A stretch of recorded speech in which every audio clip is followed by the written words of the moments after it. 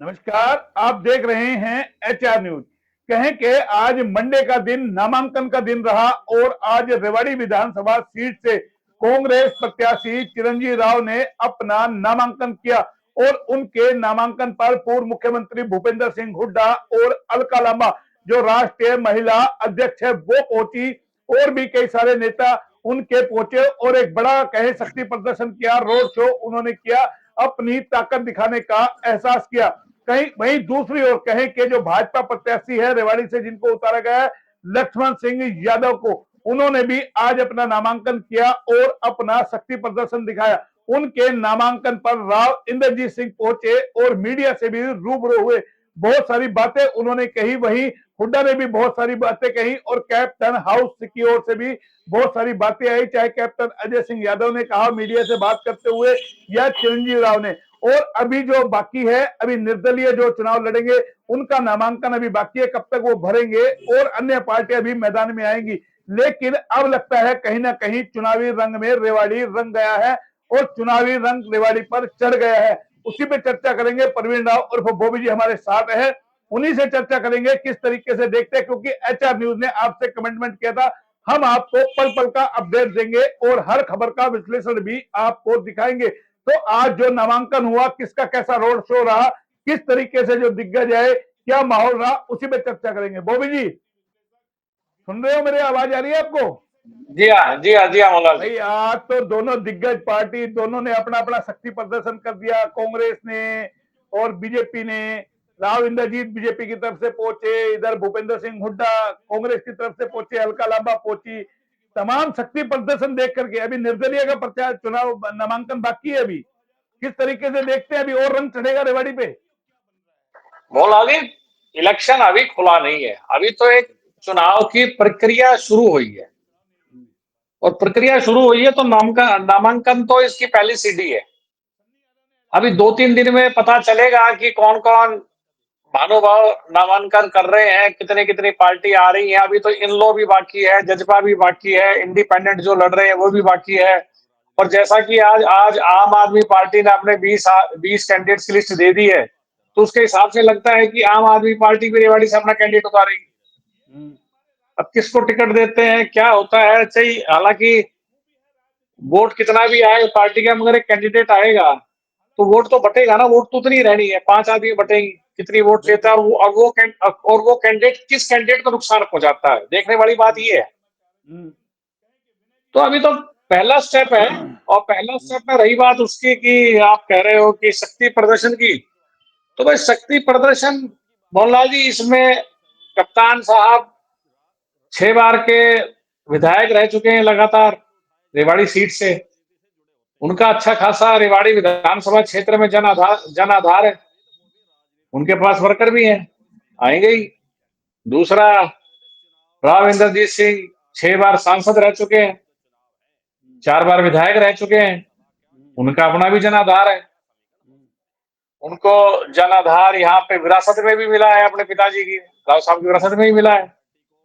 तो भाई जन आधार तो अब ये, अगर आप यहाँ पे लक्ष्मण माइनस राव साहब कर दो तो क्या है, कुछ नहीं है। नहीं देखिए, दोनों घरानों में जनाधार है, कैप्टन हाउस का भी है, रामपुरा हाउस का भी है, जी नो हाँ, डाउट इसके जी हाँ, अंदर तो। लेकिन अब जी हाँ। सवाल मेरा ये 19 में सुनील मूसेपुर को जिस तरीके से टिकट दिलाई थी और राव साहब ने कहा, एक तरीके से राव साहब ने चुनाव लड़ा था, क्या लक्ष्मण के लिए जी हाँ। वो सिनेरियो बन रहा है? आपको लगता है उस तरीके से मदद नहीं, करेंगे या अटेली में जाएंगे अपनी बेटी को, कि इस बार उनकी बेटी मैदान के अंदर है? जिस प्रकार से आज जो राव साहब की बॉडी लैंग्वेज थी और राव साहब ने जिस प्रकार पत्रकारों का जवाब दिया है, मुझे नहीं लगता कि राव साहब कोई इतना बड़ा रोल प्ले करेंगे रेवाड़ी के इलेक्शन में। क्योंकि एक तो राव साहब को जो बीजेपी पार्टी ने और मुख्य तौर पे खट्टर साहब ने जो अपनी तुगलकती फरमान से अब तक जितनी टिकटें निकली है उसमें दो ही सीट दी है। तो मुझे नहीं लगता कि राव साहब कोई ऐसा काम करेंगे कि लड़े फौज और नाम सरदार का, कि खट्टर साहब बैठे बैठाए अपने वहां नंबर बढ़ाए कि देखो आरएसएस का आदमी था। लक्ष्मण की क्या गारंटी है, राव साहब जिता देंगे तो कल को खट्टर और राव साहब में से चूज करना पड़ गया तो लक्ष्मण राव साहब को ही चूज करेगा। आपको क्या लगता लक्ष्मण है? सब लक्ष्मण सबसे पहले खट्टर साहब को चूज करेगा, सबसे पहले खट्टर, उसके बाद में आरएसएस और बीजेपी, तीसरे नंबर पर राव साहब की सोच आएगी आएगी लक्ष्मण के लिए। भाई लक्ष्मण की सीट रेवाड़ी से दिलवाने वाला खट्टर वहां से भी है, तो वो अपनी आकाओं कैसे भूल जाएगा, मुझे बताइए आप। लेकिन आज राव साहब का दर्द भी झलका, सीएम पद को लेकर के जो सवाल किया तो बोले मैं जनता चाहती है। अरे मैं जनता चाहती है, आप कब चाहेंगे? जनता तो पता नहीं क्या क्या, जनता तो लगातार आपको जिताया है। आप कब चाहेंगे सीएम बनने के लिए? जनता के चाहने से सीएम थोड़े ना बनता है, नेता के चाहने भाई से सीएम बनेगा ना। भाई मैं इस सिटी में नहीं मोहन चढ़ूंगा तो लोग धक्का कब तक देंगे? लोगों ने तो बार बार जिताया है। मोहनलाल जी, राव साहब लगता है ये कि चूक कर गए। जो जनता की मन की बात है या मन की बात थी, उसको पढ़ने में चूक कर गए राव साहब कहीं। अहिरवाल की जनता चाहती थी अगर राव साहब को बीजेपी मान सम्मान नहीं दे रही ढंग से और तवज्जो भी नहीं दे रही, और जैसा कि 2 बार सरकार बीजेपी की चंडीगढ़ में दक्षिण हरियाणा की वजह से बनी थी, तो उस हिसाब से मान सम्मान नहीं मिला, ना ही क्षेत्र का विकास हुआ। तो जनता के दिल में था एक बात कि राव साहब, और जनता सोच भी रही थी कि शायद राव साहब पार्टी को अलविदा कह देंगे। मगर जैसा कि राव साहब ने अलविदा नहीं किया, पार्टी में टिके रहे, तो जनता को उससे निराशा भी है कि भाई जो उनकी सोच थी लीडर के लिए वो पूरे नहीं हुए, निराशा भी है उनको वहां पे। नहीं, दिग्गज नेता होकर के उनके आज जो बयान है, बोले मैं तो मामूली सा कार्यकर्ता हूँ और कार्यकर्ता की तरह कार्य करता हूँ। अरे भाई आप अहिरवाल के दिग्गज नेता, फिर नेता कब बनेंगे? हमेशा कार्यकर्ता बनते रहेंगे। लेकिन जो दर्द कहीं ना भाई कहीं है राव साहब को अंदर खाते, नहीं, दर्द, हमारे सवाल। आप सही कह रहे हैं, आप सही कह रहे हैं, दर्द है। भाई राव साहब ने बीजेपी में 10 साल में एक कार्यकर्ता की हैसियत से ही एक अपना जो क्या कहते हैं उसको पोजीशन है वो निभाई है। राव साहब जीत के आए, अपनी ताकत से जीत के आए। राव साहब को उनने जो भी झुंझुना पकड़ाया राज्य मंत्री का, राव साहब उसको पकड़ते रहे और राव साहब बजाते रहे, और जनता को आश्वासन देते रहे कि भाई अब की बार नहीं अगली बार। 2014 से 19 आया, 19 में आएगी, 19 में बढ़ाएंगे, 19 में फिर पकड़ा दिया, मुख्यमंत्री नहीं बनाया। ठीक है जी, ना वो झुंझुना पकड़ा दिया राज्य मंत्री का।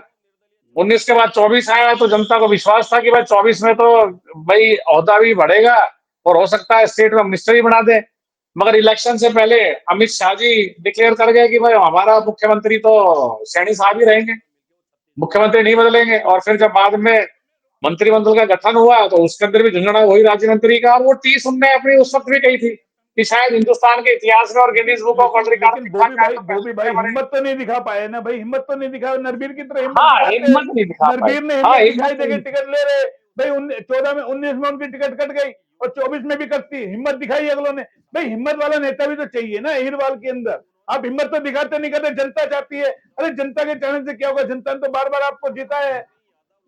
नहीं, जनता तो राव साहब के पीछे खड़ी है। अहिरवाल अपनी इज्जत को और मान सम्मान की बात लेके चल रहा था कि शायद मुख्यमंत्री का पद हमारे पास आएगा, चाहे वो विपक्ष के थे चाहे विरोध, मतलब कि इतने विरोधी नहीं, जो थोड़े बहुत अंतर्मन से करते थे वो ये भी सोचते थे बोले शायद भाई, शायद हमें मुख्यमंत्री का नसीब बन जाए कि दक्षिण हरियाणा का मुख्यमंत्री भाई बन जाए और हमारे यहाँ कुछ विकास हो जाए। तो लोगों की सोच थी, और शायद जहां तक मैं सोचता हूं समझता हूं, अगर पार्टी राव साहब को मुख्यमंत्री का कैंडिडेट बनाती तो हो सकता है कि एक कॉमन कंसेंस बनती दक्षिण हरियाणा में, और राव साहब के पीछे लोग खड़े होते और सीटें निकलती। तो नहीं बन रहा, वो सिनेरियो नहीं बन रहा। अब कांग्रेस के साथ खड़े हैं क्योंकि देखिए उधर कद्दावर नेता है, और अब डिप्टी सीएम की बात हो रही है कि चिरंजीवी राव अगर जीतेगा। आज हुड्डा भी कहीं ना कहीं इशारा कर गए हैं, और हुड्डा पहले भी कहा कि चिरंजीवी राव बड़ा नेता बनेगा, विधानसभा में आवाज उठाता है।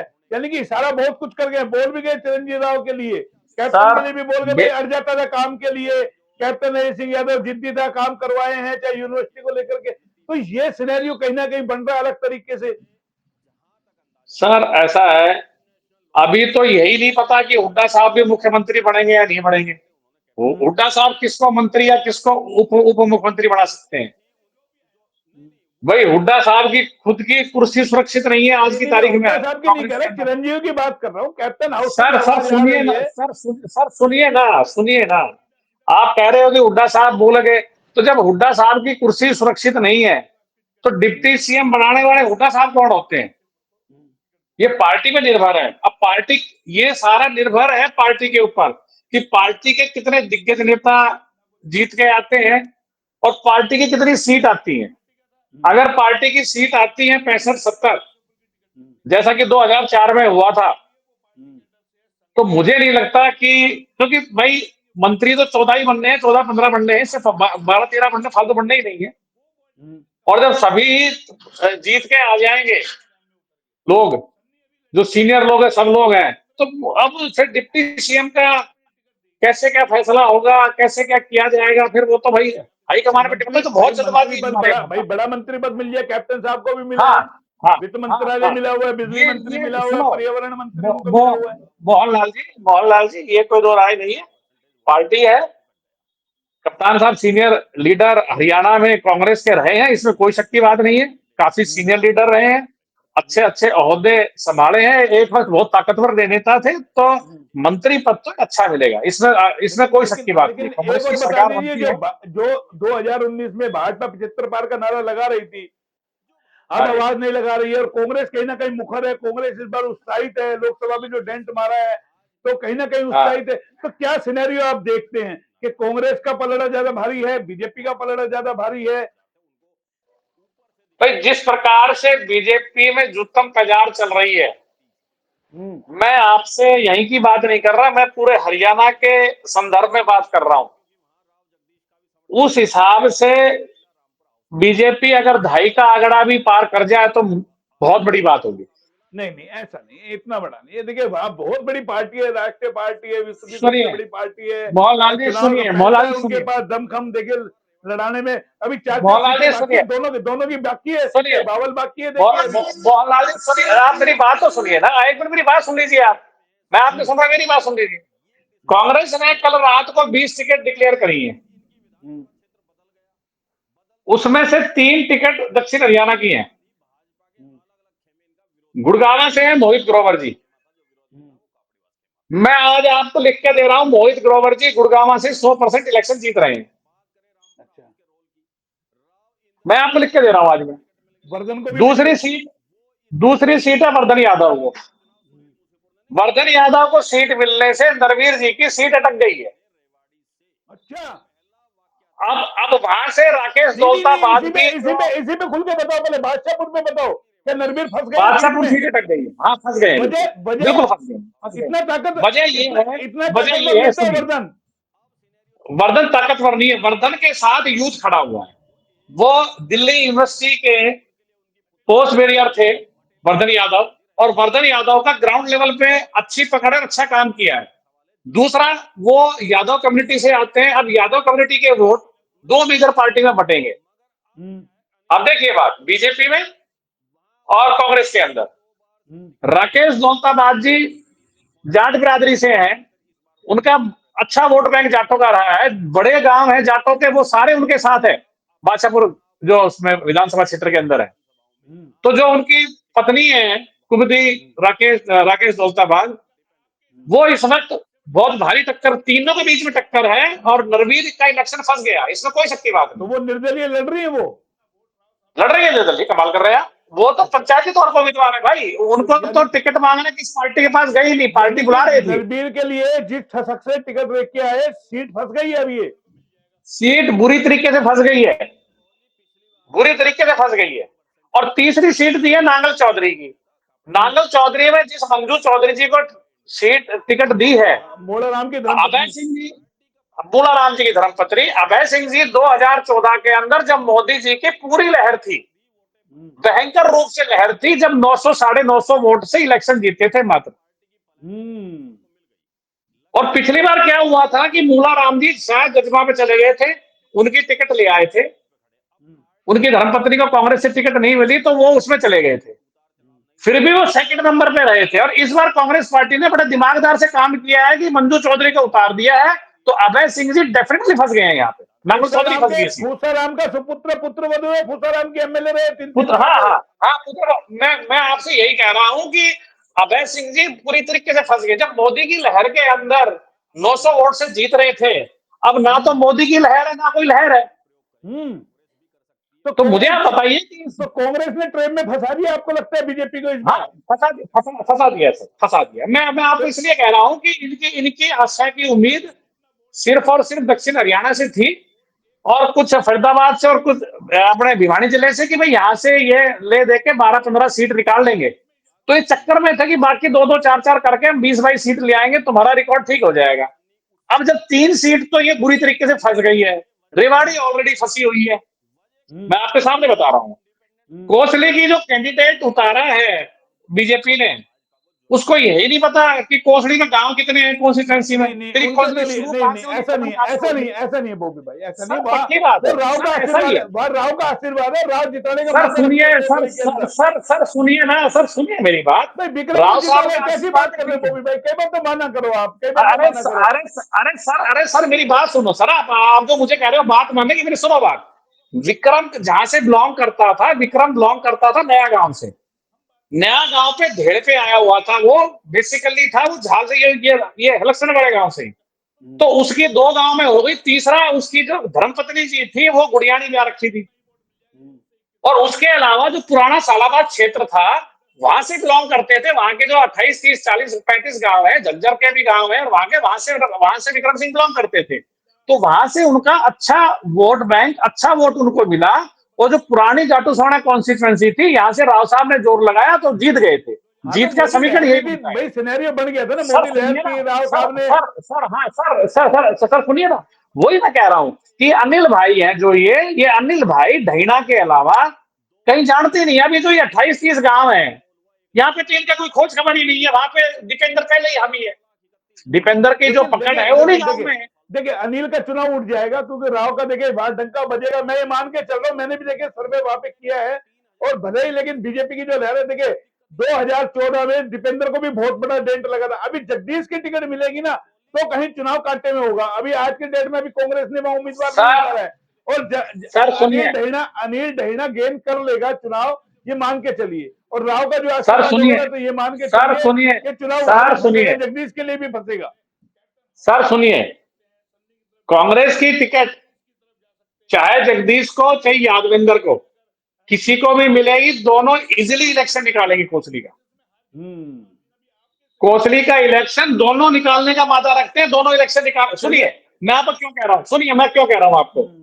अगर यादविंदर जी को टिकट मिलती है, तो जो रामपुरा समर्थक है वो अनिल को वोट नहीं देंगे, वो सारी वोट यादविंदर जी को जाएगी। चलिए वो बात की, लेकिन अब रेवाड़ी पे आ जाइए। अभी देखिए रेवाड़ी में नामांकन हुआ, अभी वहां पे नामांकन बाकी है। कोटली में क्या सिनेरियो बनेगा वो भी देखना होगा। लेकिन अगर हम रेवाड़ी की बात कर ले, आज जिस तरीके से राव ने जिस तरीके से बात रखी है, क्या लगता है लक्ष्मण के पक्ष में जाएगी ये बातें?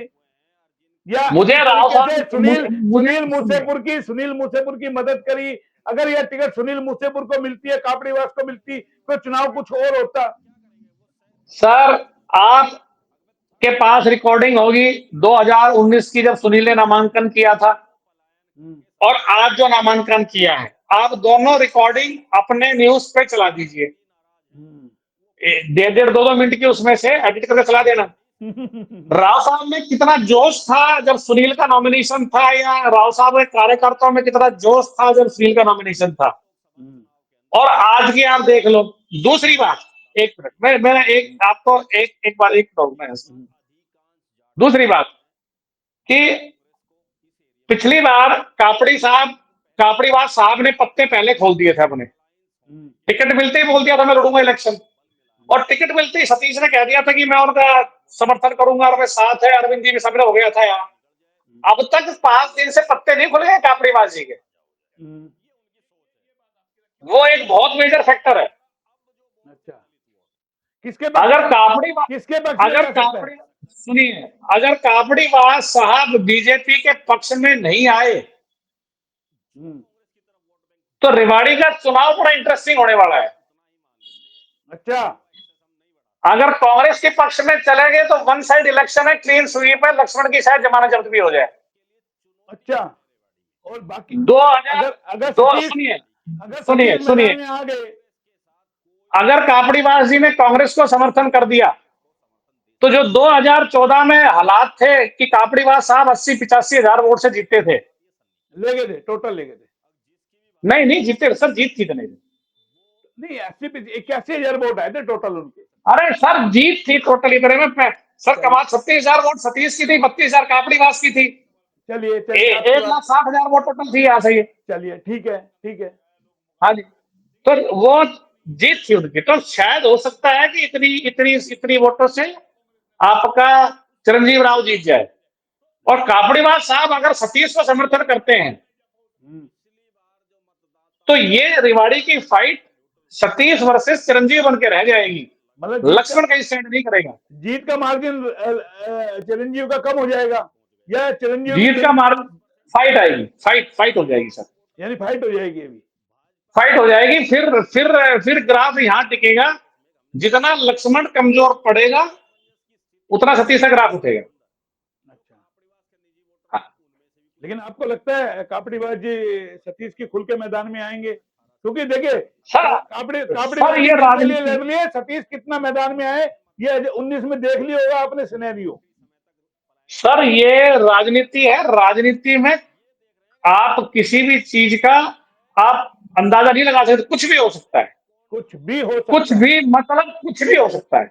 चलिए तो अब अंत में मेरे को ये बता दीजिए, अब 1-2 दिन के अंदर 12 तारीख तक नामांकन है, तमाम जगह नामांकन हो लेंगे, 2-3 सीटें हमारी बच रही है, अभी बावड़ बच रही है, पटौदी बच रही है, नारनौल बच रही है, महेंद्रगढ़ बच रही है, इनका भी हो जाएगा एक आध दिन में। आजकल में शायद लिस्ट आ जाएगी सुबह शाम तक। जी हाँ, तो जी हाँ, उसके बाद जी हाँ। लगता है 12 के बाद लगता है आपको एक चुनाव बड़े तूफान की तरह उठेगा एकदम से। नहीं, आप इलेक्शन का इंतजार कीजिए कि पहले 12 तक नॉमिनेशन है, विड्रॉल है, और फिर बाद में रेवाड़ी का चुनाव का मेन डिपेंड करेगा कापड़ीवास साहब किसको समर्थन कर रहे हैं, इलेक्शन वहां से बढ़ेगा। अच्छा, यानी कि अब आपने बताया गुड़गावा सीट फंस गई, नांगल चौधरी सीट फंस गई भाजपा की, सीट सारी फंसी हुई है, सीट सारी फंसी रेवाड़ी हुई है। रेवाड़ी फंस गई है बुरी तरीके से। रेवाड़ी तो आप बता रहे रेवाड़ी, हैं रेवाड़ी अगर तो फंसी कापड़ीवास पड़ी ने है। पत्ते खोल दिए तो गेम पलट जाएगा, यानी कि क्रूशियल ये चुनाव होने वाला है। गेम पलट क्रूशियल चुनाव जाएगा, ये होगा, गेम मान पलट रहे हो जाएगा। आप? जी हाँ, जी हाँ, जी हाँ। चलिए ठीक है, आपने बहुत अच्छे तरीके से विश्लेषण किया है। नामांकन के बाद जिस तरीके से तमाम लोगों ने अपनी ताकतें दिखाई है, क्या ताकतें बरकरार रहेगी, क्या ये प्रदर्शन बरकरार रहेगा, कौन बाजी मारेगा, कौन क्या करेगा, HR न्यूज आपको इसीलिए हर तरीके का विश्लेषण दिखा रहा है। आज बॉबी राव जी ने जितना सटीक विश्लेषण किया है, बड़ा ही सही तरीके से बताया है कि गुरुग्राम सीट पर किस तरीके से जो उम्मीदवार है वो कहीं ना कहीं भारी पड़ेगा कांग्रेस का। और कहे राव नरबीर के मुकाबले में जो वर्धन को उतारा है, तो राव नरबीर की सीट को भी कहीं ना कहीं फंसा दिया है। इसी तरीके से नांगल चौधरी में जो मोराराम की धर्म पत्नी को मिला है, क्योंकि वो पूर्व विधायक की पुत्र वधु है फूसाराम जी की। इसी तरीके से रेवाड़ी के अंदर भी अगर कापड़ीवास से सुनील मूसेपुर को टिकट मिलती तो सिनेरियो कुछ और होता, और यानी कि अलग ही तरीके का चुनाव होता। लेकिन लक्ष्मण यादव को उतारा है, तो क्या राव वो पूरी पैरवी कर पाएंगे जो सुनील मूसेपुर की थी, उसी अंदाज में चुनाव लड़ाएंगे। ठीक है बॉबी राव जी, आज आपने बहुत अच्छा बताया। अब देखना यह है राव का रुख क्या होगा, क्या राव करेंगे या फिर अटेली में अपनी बेटी आरती राव के लिए। चलते चलते एक सवाल और कर लेता हूं, क्या लगता है जी आरती हाँ, राव के लिए अटेली में आसान है जीत? वहां पूरी ताकत दिखाएंगे राव साहब? अटेली राव साहब के लिए आसान है, अटेली में इतना जोर लगाना नहीं पड़ेगा, अटेली राव साहब निकाल देंगे आराम से, निकल रही है आरती की सीट? आरटीसी निकल जाएगी। आरती की सीट निकल रही है। चलते चलते बॉबी राव जी ने एक अच्छा तमाम चीजें बताई है। बॉबी राव जी आप जुड़े, बहुत बहुत धन्यवाद। फिर आएंगे नए अपडेट पर, तब तक के लिए नमस्कार।